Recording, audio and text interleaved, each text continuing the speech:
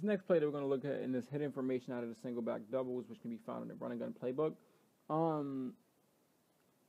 Play we're going to look at is called PA slot stop. We want to do, I didn't do it here, but what we want to do is we want to put the wide receiver on the end route. We want to zig our tight end, which is the A receiver.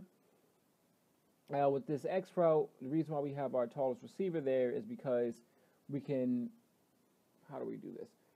The reason why we want our tallest receiver there is because we want to be able to face catch that, or rocket catch, whatever you guys like to call it.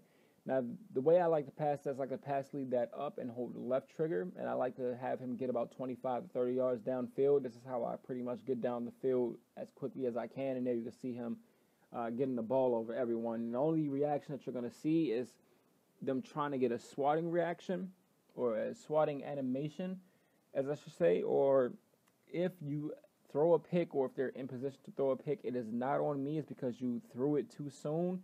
You have to time that right. If you don't time it right, they're going to pick it off, or they're going to get in position to pick it off. And it's all about timing, as I said. You just have to lab that out and get that down. Once you get that down, you should be perfect with it. It's not too hard to do. But there I actually timed it a little bit wrong. I threw it a little bit too early. But as I said, hold left trigger and pass lead up, and you should be good to go. And then we also have the end route on the B receiver. It's not, like your regular stock end route. He kind of does a little shimmy once he cuts to the inside. And we also have that zig route on the tight end. Now with the end route on the B receiver, it beats his man-to-man and zone like a regular end route would. The only difference is that cut that he makes on the DB, which is a quicker cut than he would make with the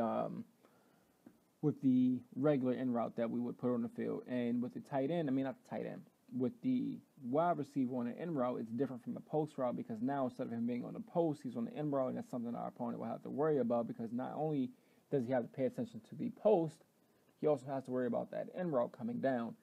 Now, one thing about this play, or this formation, is one thing about this formation is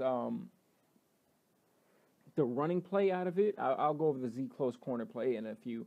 But the one thing about that running play, which is called like HB zone weak, is that the wide receiver, he'll motion over if you audible over to it. So it's best to come out of that as a base play.